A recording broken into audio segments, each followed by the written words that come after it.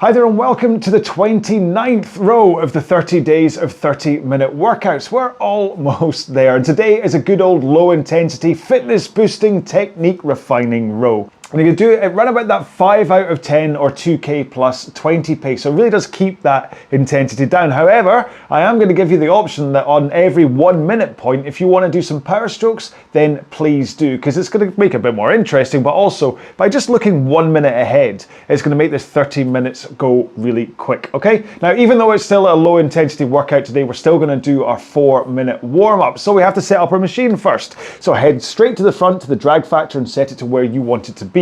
If you don't know where you want it to be, then please set the lever between like 4 and 5. Because too low isn't the problem. Too high on a clean machine is a problem. Okay, that's when you start to have to really tug against it to get it moving. So just set it there for the time being, and then watch the video I have here on the channel about drag factor and why, where, what.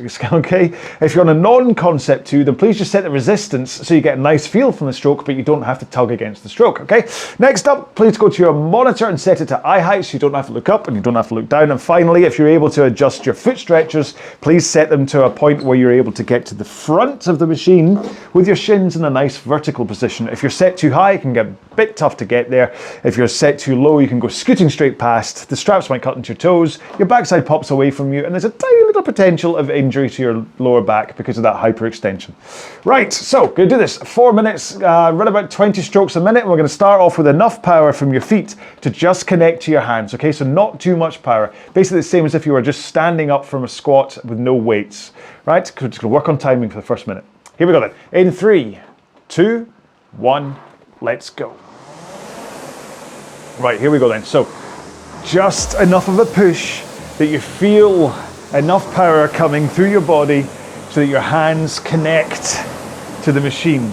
And that means that point when the handle makes whatever your machine goes, go. So in my case, that's a flywheel. The chain connects to the sprocket. The flywheel starts to spin, and that's the connection point. So I want to push with my feet. At the same time, I feel my hands pick up that tension. And that's how you get power into the machine.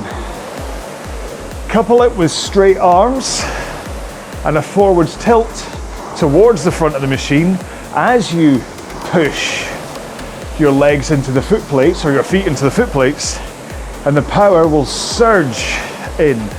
Okay, so this is how you really think about pace, is that push from the feet, from the legs, not a pull with the arms. As you can increase that pace a bit now, just push a little bit harder. You want the intensity to be so that your heart rate climbs a little bit. Your breathing rate rises. You know you're putting in some work, but you can still hold a conversation. You don't feel overly tested. You feel you could do this for quite a while, and it is just the same intensity as if you were walking up a constant flight of stairs. So, you know what it's like. You get a couple of flights up, you start to breathe quite hard. That's what this intensity and the main intensity of today's row should feel like. All right, 2 more strokes. 1 more, and let's put 1 foot on the ground, unstrap. There we go. Continue rowing with just 1 foot strapped in. And this really does help with that flexibility into the front, rolling far enough for that shin to get into a vertical position, but no more. And it will also help with that tilt forwards over your hips and then backwards over your hips into that lean back. Let's swap feet. There you go. And remember, that tilt, you only want to be 1 o'clock on the clock face as you come forwards and 11 o'clock as you come backwards. Any more than that, you're risking power leaks and potential injury. And that's why I talk about technique all the time, is power and injury prevention. Last one here, put both feet back in. Oh, well, yes, I am rowing. I'm almost done for the warm-up, so shush. Legs back in, straight, Sorry, I was talking to my watch. Keep your legs straight and row with your back and arms. We'll extend the cool down a little bit just because of that. Or warm up. Oh my good grief. See what it takes to throw my brain. The watch goes beep and suddenly everything falls apart. So just swing over your hips and then pull in your arms, then put out your arms and rock forwards over your hips again. So swing, then pull, push arms, rock forwards. One more here, and then we'll roll to the front of the machine. Arms straight, forwards tilt, and push out from the front. Try to hold this forwards tilt and arms straight the whole time, okay? If you can just try and set this position and not move, it's much easier to get used to it. So don't push too hard. If you push too hard with your legs, you'll end up recoiling. And right now I just want you to get used to driving. Okay, so I'm in this position until there, okay? Right, I'm just gonna do 2 more of these. 1 more, and there we go. Sorry about the hiccup when I got thrown by my watch. This is why I normally have it set to mute, so those beeps and things don't get at me. Anyway, right. So I'm going to continue doing what I've been doing this whole 30 rows series. I'm going to replay the video that I made back in 2021. So I will see you in 30 minutes time for the cool down and some stretching. So we're doing this at 18 strokes a minute, 2K plus 20 to 22 pace.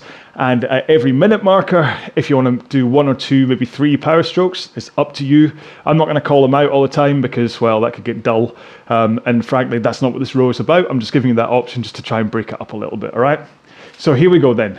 In 3, 2, 1, let's go. After all, over this 30 days of 30-minute workouts, I think I've only done 1 or 2 straight 30-minute rows at the same stroke rate and same pace. I've tried to break them all up into varying pace and stroke rates splits, but because the past 2 days have been right up there intensity-wise, then this is the perfect session to just let your body regenerate, ready for the very last day of this series. I know I said I wasn't going to call it out, but after this stroke, if you want to do some power strokes, then go ahead. Big push from the legs. Remember, the power comes from your legs, okay? The majority of the power from your rowing stroke comes from pushing your legs into the machine while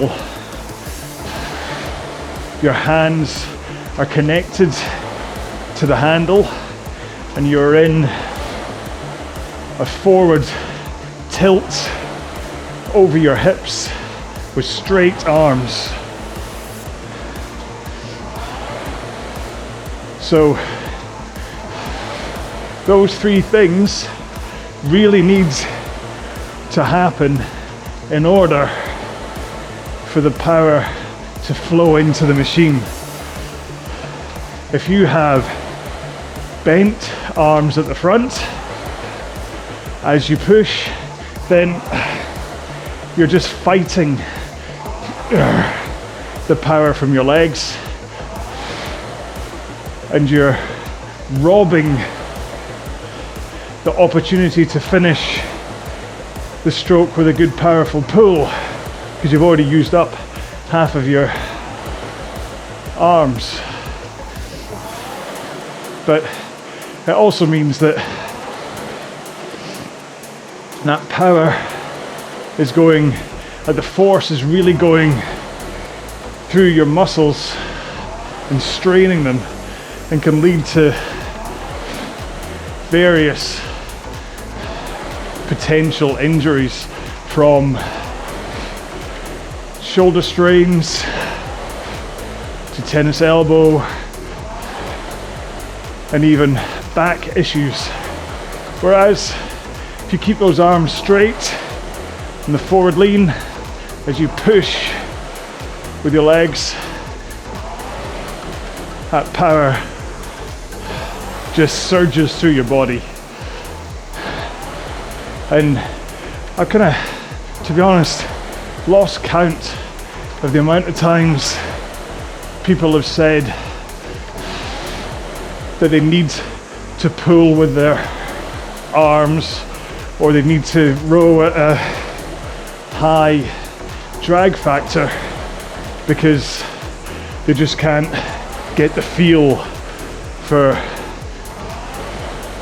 pushing with that forward lean. And the fact is, they then send a video and they're like this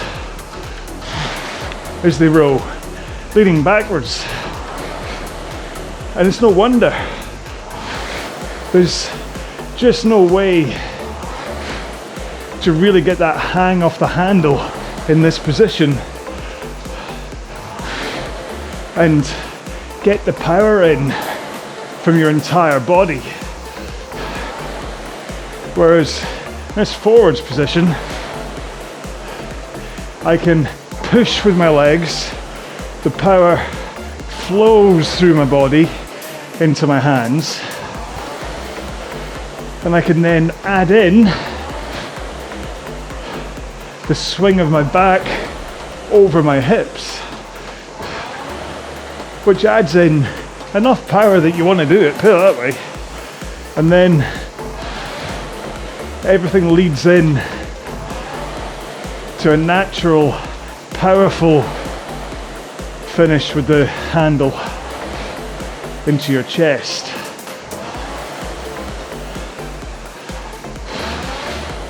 But some people just don't quite get that position right, and so they're the ones that, especially at low drag factors, they're the ones that struggle and say they can't get the power in, so they have to have a higher drag. Anyway, I got sidetracked. I'm ranting.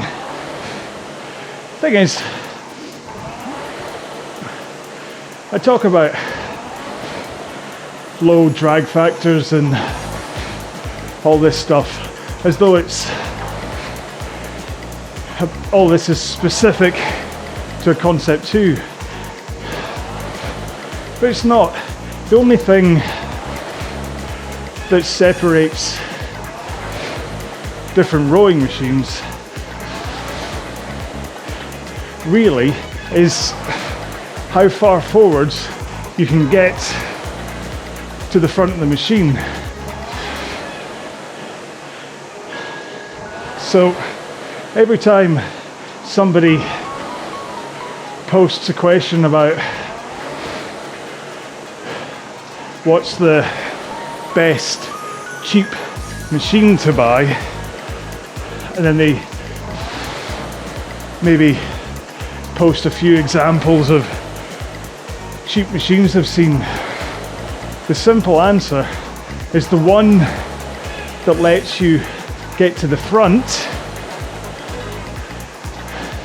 with your shins in a vertical position, arms straight out in front of you, and that forward tilt over your back. So concept 2, water rower, RP3, and a few other rowing machines are all set up this way to allow me to come forwards with my arms straight and a forward lean, and to slide far enough forwards on the machine that my shins are vertical. Remember, I've already had my little rant about how they are the 3 kind of macro positions you're looking for I mean, there's also quite a lot of other things, like make sure your posture is up on your sit bones rather than rounded and back.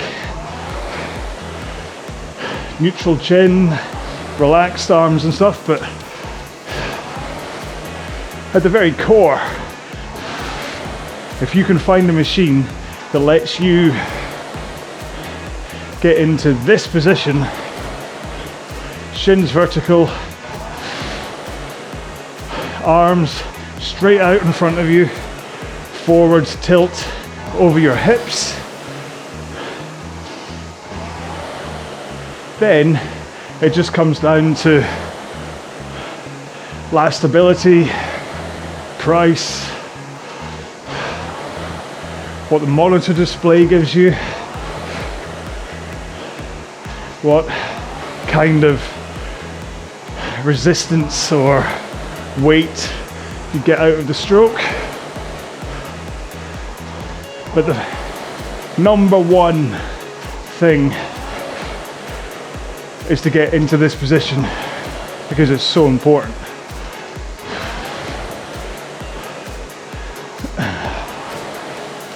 There are a few machines that have swiveling foot plates that as you come forwards, they put your feet into that angle, and the entire foot plate moves regardless of anything else. Stay away from them because you'll never get a good push from them.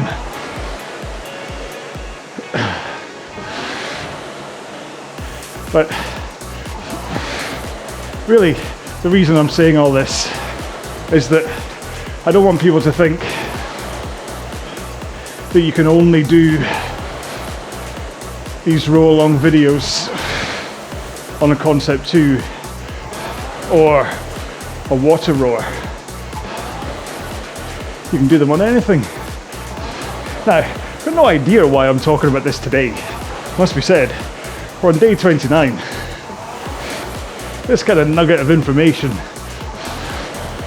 would have been much better given out in, you know, like day 1. But like I've said a few times, I don't sit there and have a script about what I'm going to talk about before I start a row. I just climb on boards, start rowing, and see what tumbles out of my mouth.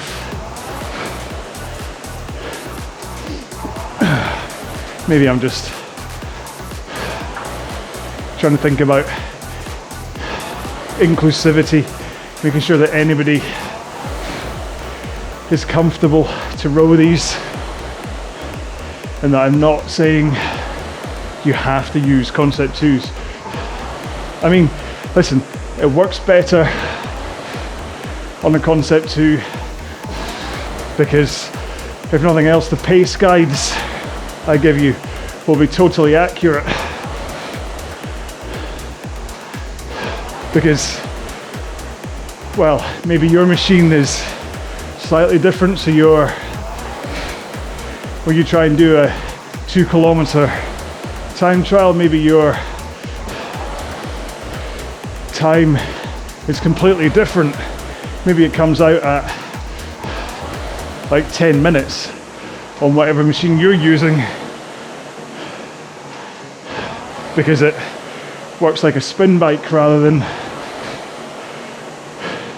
using the setup of a Concept 2, which then means my 2K Plus could have you rowing a lot slower than you should be.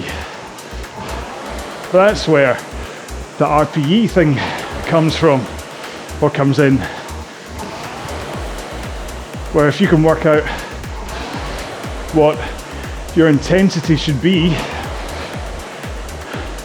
for like a bottom tier should be 5 or 6 out of 10, like looking at it across the entire workout, that you start at 5 out of 10, and that even if it increases towards the end to like a 6 or 7, you don't slow down. You continue at whatever pace you think is 5 out of 10. And then the mid-tier stuff, that's around about 7 or 8 out of 10. And the top tier stuff is a 9 or 10 out of 10. But listen, all this pacing guide, no matter what, whether you're on a concept 2 or not, it does take a while to get used to what your body can maintain, how to pace yourself and things. And that's important when it comes to doing longer rows like 5Ks or 10Ks and things. I mean, I remember my first ventures into time trials. I figured I could just strap in and row as hard as I could until I finished. And that approach might work for like a 500 meter, but the tail off, especially across a 10-kilometer row, the tail off from starting off at max speed and power ends up quite large. And then you can slow right down. You tend to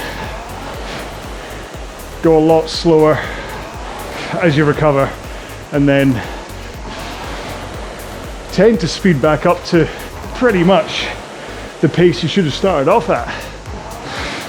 So maybe there's something in that.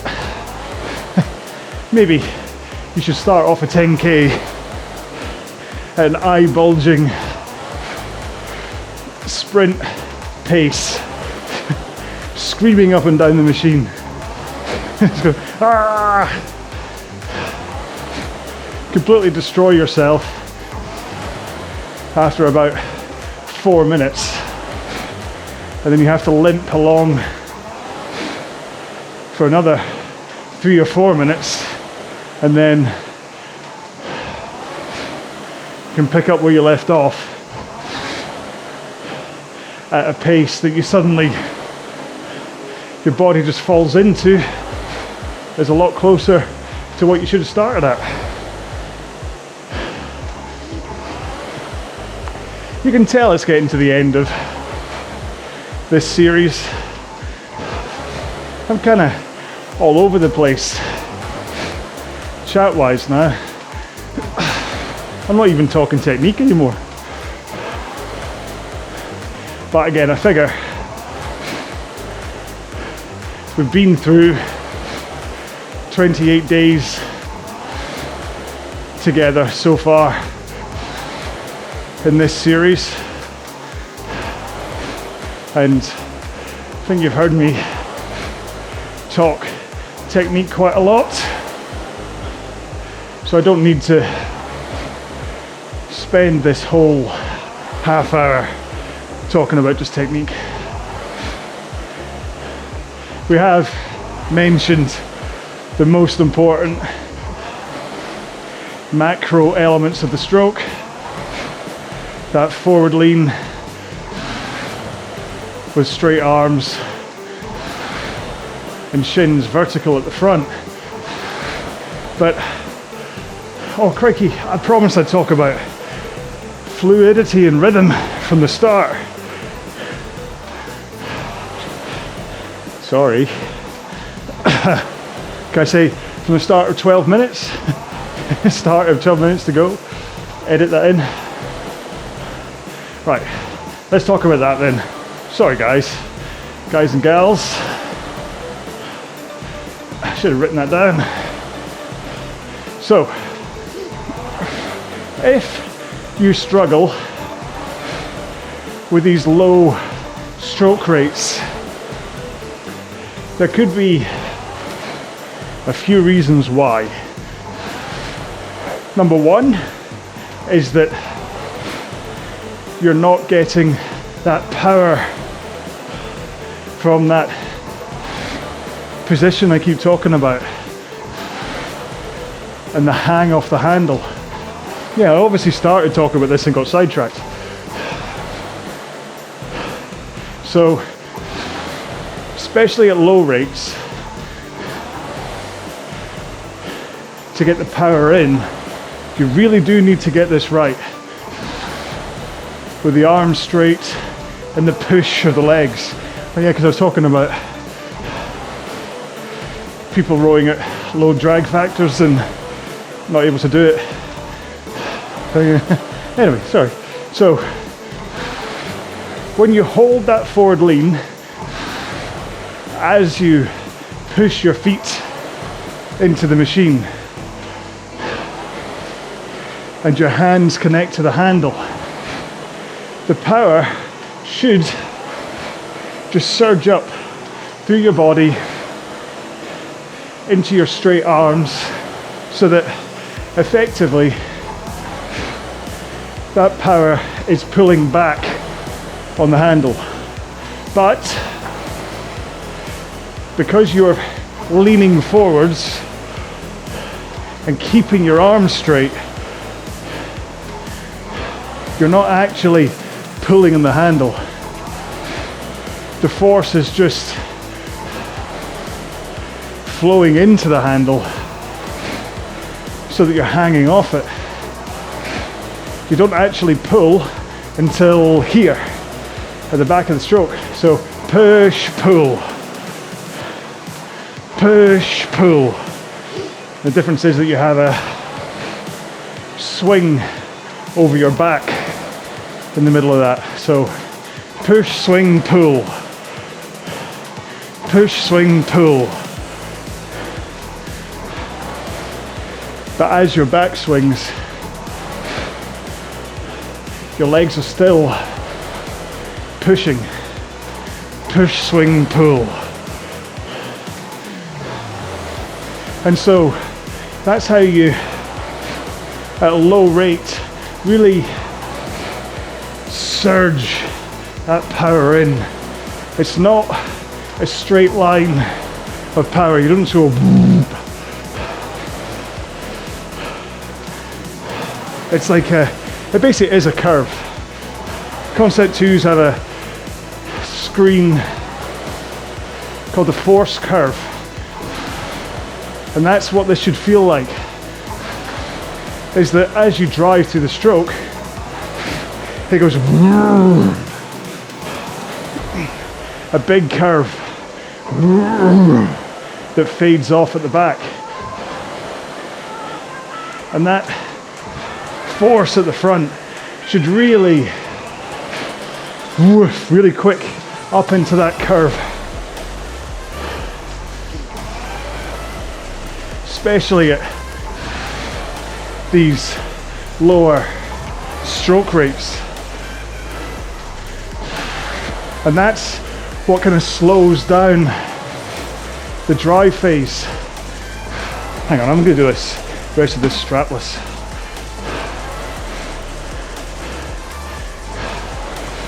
It slows down the drive phase enough that you can think about these stroke rates as a 2-to-1 ratio of drive speed to recovery. So if this was 20 strokes a minute rather than 18, the simple calculation would be 1 second drive, 2 seconds recover. But the truth is, if you don't get that hang off the handle at the front, rather than your stroke taking a second as you surge up through that curve, you can just fly back in half a second and feel like you're not getting any power into the machine whatsoever,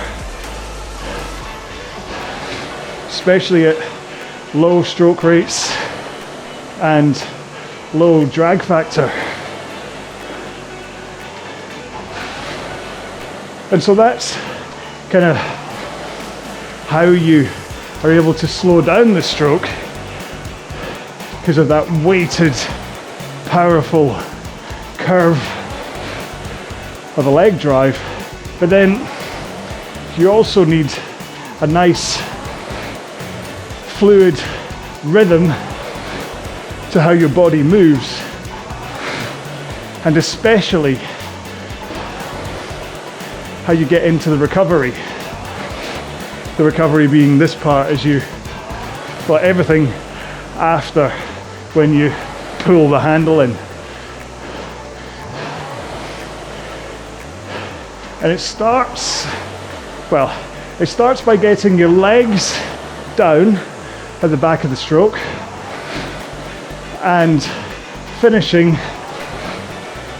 with the handle at round about sternum height and your elbows through your sides.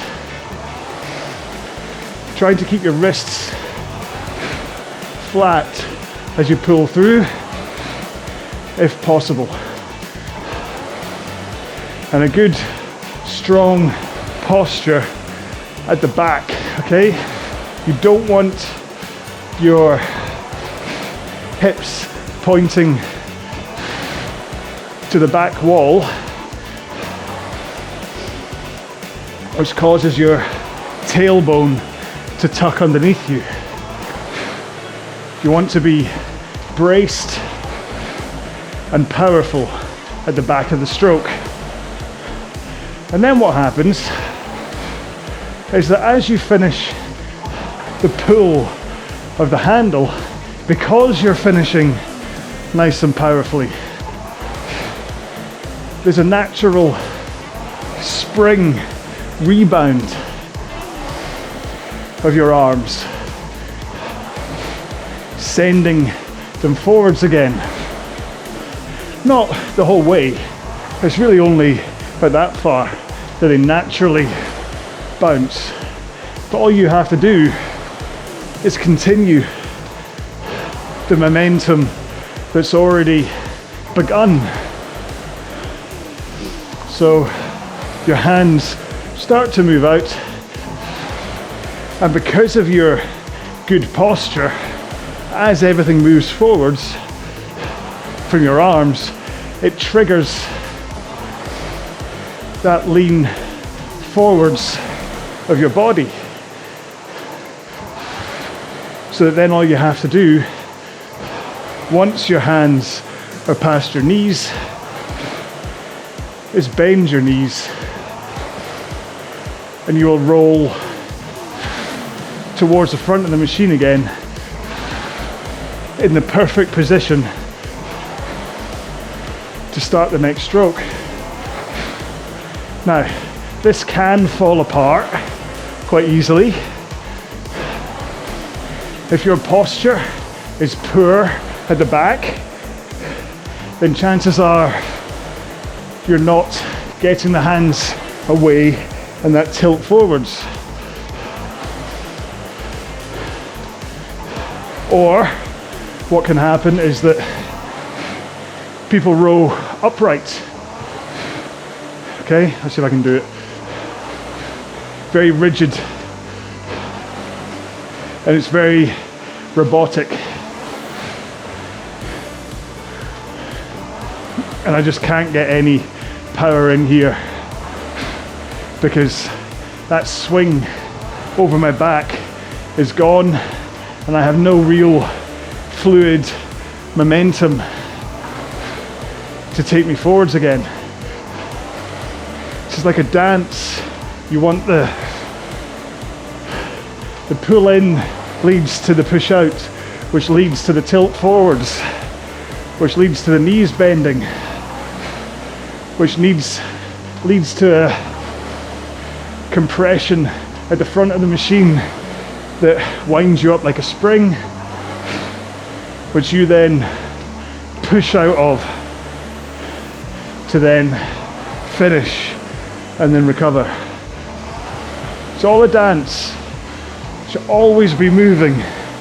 You don't see me holding the back of the stroke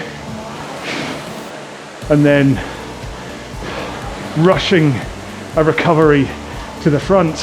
It's all smooth. But you also don't see me come to the back and then throw out the hands.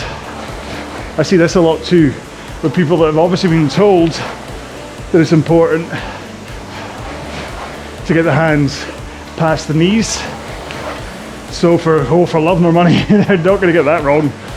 They're doing everything they can, but it destabilizes that rhythm, that flow, to be able to row at low stroke rates. And all it is a good drive and then a very fluid recovery. And you don't, I'm talking rhythm. You don't need to be a drummer, a good dancer, or whatever. You just let your body move between all the phases. There's 2 more strokes to go. I'm going to continue for a couple of strokes, but what I'm going to do is slow it right down. So drive, and then hand away, tilt, knees, drive. So it's still a powerful drive, but I'm slowing the recovery right down. And this is a great slow-mo exercise to take you through what you should be doing in the stroke. Powerful drive out from the front, hands rebound away using the natural bounce of your rib cage and your ligaments, and then those arms away trigger that forward lean, so that hands away, forward lean, then you bend your knees. And when you're in this position, your arms and your back are already in the perfect position. You don't need to straighten your arms anymore. You don't need to lean your back anymore. So you're not coming forwards like this and then having to somehow straighten up again, okay? Sorry. Here's me saying, I'm not even talking technique, and then I actually put a coda on the end that's all about technique. So wherever you were rowing your one, I hope it was warmer than where I've just done mine. I mean, I didn't even take off my icebreaker because it was just so cold. You can still see the breath coming off me. But anyway, right. Let's get into the 2-minute cool down, and I'll talk to you more when we're going through this, and then at the end. There's no point me having a big gap here. So hopefully you've had a drink and you've managed to wiggle your backside on the seat to make sure that you're nice and comfortable. We'll just do 2 minutes and run about 20 strokes a minute. Pretty much the same pace you were just rowing at, to be honest. That 5 out of 10 intensity, and then just kind of ease off as we go through the 2 minutes so your body gets a chance to cool down, okay? So here we go then. In 3, 2, 1, let's go. Oh. So yeah, I kept it on a really low end today. It's like today was meant to be, from a programming point of view, for the high rocks training that I've been doing. It's meant to be a rest day. And so I thought, you know what, I can either overdo it today by rowing quite hard, or even rowing at that 2K plus 20 pace, to be honest. Or I can just really sit on the real slow end of pace. So I was down at like 2K plus 24 for most of it, which is like 4 out of 10 from an effort scale. But the whole point is that my cardio system will have really benefited from going that slow. And to be honest, slowing it right down and not worrying about pace and just thinking, right, let's lean forwards, let's hold, just regardless of pace, come in, Hold that position and drive with the legs. Don't fight trying to hold a certain number on the monitor. It can really help technique. This is why sometimes it's a good idea just to cover your monitor, cover the pace part. Leave the stroke rate and the time elapsed or time to go up. But just don't worry about pace. Your ego can do quite a lot of damage in that when you see the numbers nowhere near what you want, you start to do weird and wonderful things technique-wise to try to get things a bit more comfortable for your eyesight or for your brain, for your goals. But trust me, a good technique and a good cardio system, you'll get there. Right, last stroke for me in the cool down. You of course don't have to stop the cool down just because I have. You can continue, or you can join me for some stretching. If you don't have time though, please at least stretch your quads, your hamstrings, and possibly your glutes, but not in the shower because, yeah, I don't want you to slip and fall over. Or you can join Stretchy John and he'll take you through some stretching if you have space, like on a stretching mat or something. Or I will take you through the same stretches, but if you don't have space and you have to kind of do it on the rowing machine. So put your feet back in the straps, but don't tighten them because you want to be able to flick your toes back against the straps, which is the only time I tell you you can do that. To create a nice angle between your feet and your legs. Get those legs straight, put your hands in the air, and then fold your upper body kind of down towards your legs. But I say fold for a reason, okay? It's like folding a book, that kind of just hinging forwards. You're not rolling up a magazine, if you're going to continue this analogy. You're not kind of just rolling yourself forwards, you're folding yourself forward. So it is really just upper body comes down towards your legs, and that will give you the stretch into the hamstrings that you're looking for, okay? So if you don't feel it, if you put your legs underneath it, it's your hands underneath, and you don't feel your hamstrings feeling kind of like taut basically while you're stretching, you don't feel that zinging stretching sensation, then look at the body angles that you've got, make sure you're folding forwards, make sure you don't have a bend in your knees and things. Right, let's move on to glutes. So one leg up on the rail, bring your other foot over so that the heel is in the crook of your knee, and then bring the knee for that foot up, so kind of pull it across your body so it's in line with your face, your knee and your foot. Hold it in place with your other arm, and if you want to hold on to the back of the machine for some stability, you can then rotate round. It doesn't take much. You can see when I do it, it's only really like a quarter turn almost.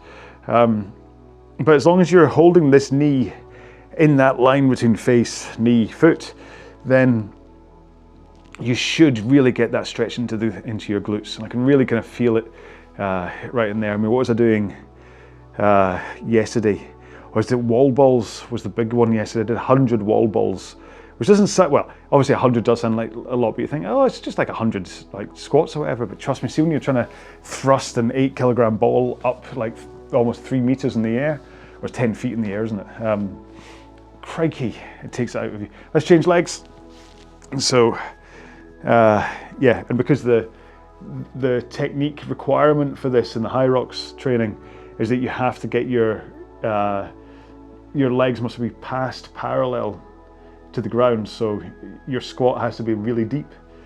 It really does get you right in the glutes, but it's good because, yeah, well, the way I see it is the fact that I feel this kind of tension, this use in the muscles, means that I'm working them in a way that I haven't obviously been working them previously through all the rowing and everything else I do. So I think it's kind of, that's the genesis of the no pain, no gain thinking, is that if you don't feel it, then you're obviously not working it.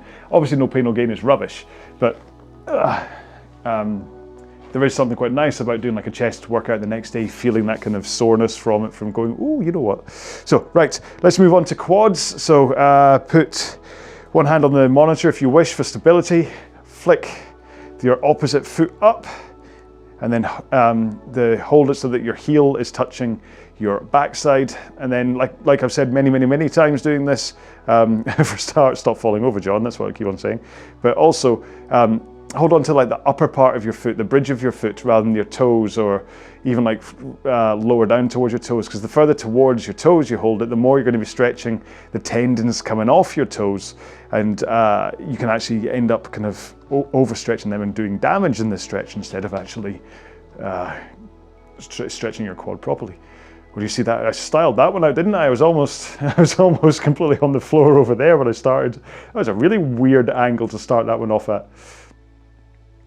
But yeah, just in case podcast people, I just swapped legs. That's what that hilarity ensued was about. But yeah, remember, just put on enough of a pull with a good posture so that you feel it in your quad, okay? If you're leaning forwards, you tend to kind of lose it. If you're leaning backwards, it can tend to end up a little bit higher up into your hip flexor rather than down there in the quad, okay?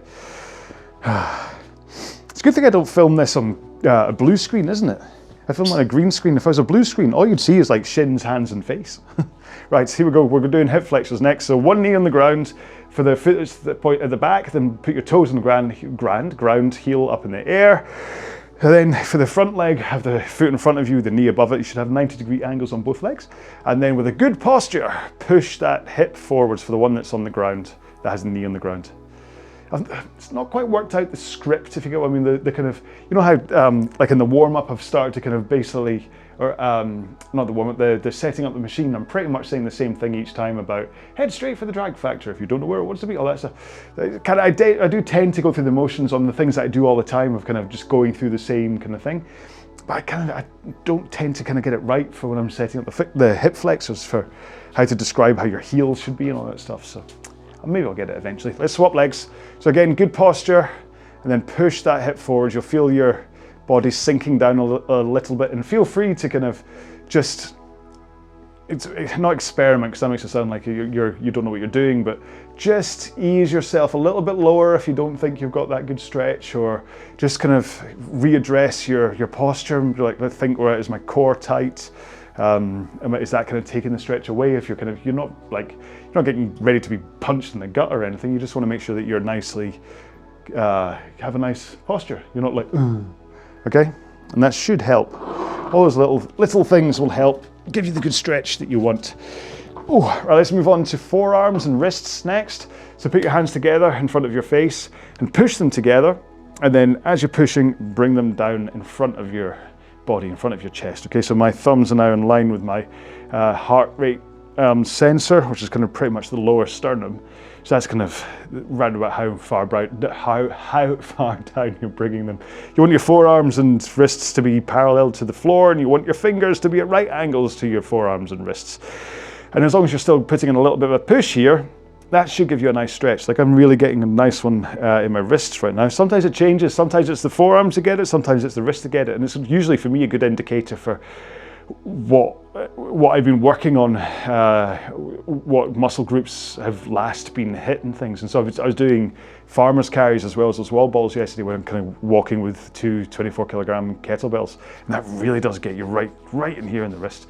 Right, let's move on to shoulders next. So hand out straight in front of you, bring it right across your body, use your other arm, loop it over to then help that kind of, just give it a little bit of a force. I don't want to say a pull or a push or whatever, but just a little bit of force to give you a stretch right here in your delt, right up in your shoulder.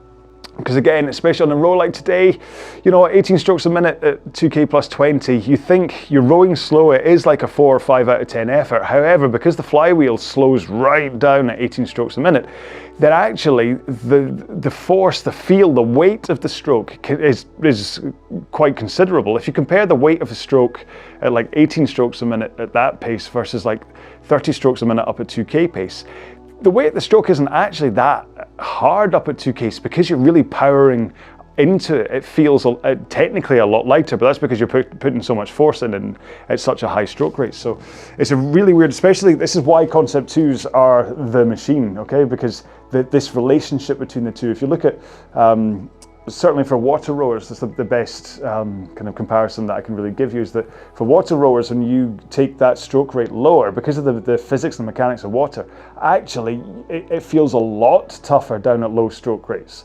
than it does at the higher ones. It's not, it doesn't have the same kind of relationship that Concept 2 with the flywheel, the air resistance, or air resistance that it has, that then translates to your pace. The water rowers will kind of work a little bit different. So that's why if you're on a water rower for these low rate things, you're better to use your an effort out of 10, a kind of like an intensity and RPE side of it than pace, until you get used to how the machine works and you get used to yourself on it, okay?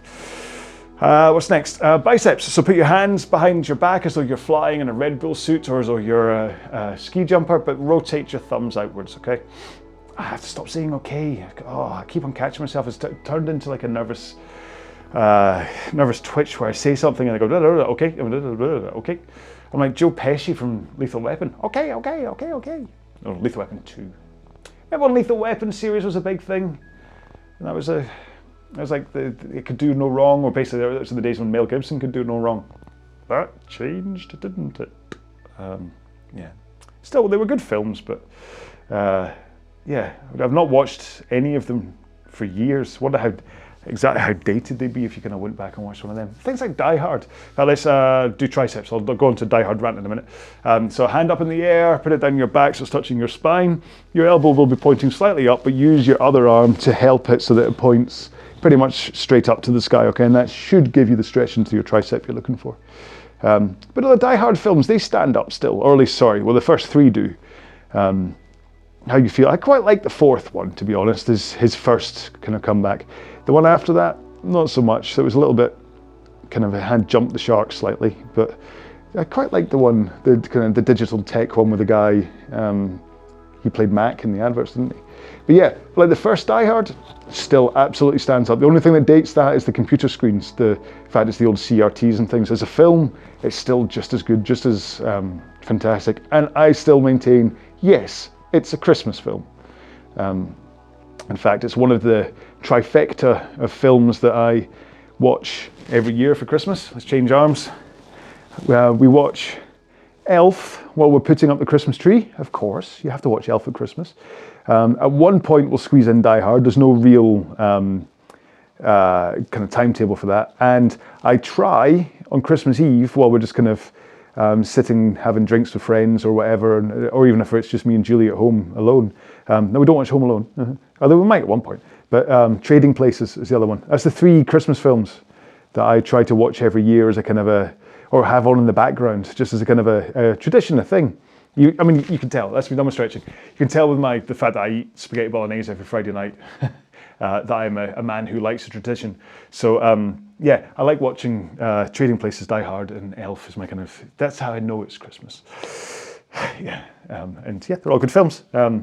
But again, Trading Places, it's still a good film, but it is very dated in terms of some of the language and things that happen in it nowadays. Crikey, some of the things they say in that film, you could not get away with nowadays. Anyway, it seems to be, I've had a little trip down the movie memory lane, haven't I, between those 3 films and talking about Lethal Weapon and stuff. But hey, you know what? We're on day 29. You've put up with me for 28 of these so far. What's 2 more of my ranty nonsense? So, in fact, what can that be today's hashtag? Ranty nonsense. Why not? I've got motivating waffle. I might as well have a t-shirt that says ranty nonsense on it as well. I'll get one of them made for Christmas. Yeah, thank you so much for coming along with this on this ride with me for the past 29 days. We've got one more to go for the 30 days of 30-minute workouts. I hope if you've done the 29 so far, that you'll at least hang around for one more. If this is your first, then you can just do one more, or you can go right back to the beginning, or you can just pick a few. You can do whatever you want. I mean, it's up to you. It's your choice. And yeah, so we've got one more to go. I will see you in that one or one of my other videos here, hopefully. Until then, please take care of yourselves. Be well. Bye-bye.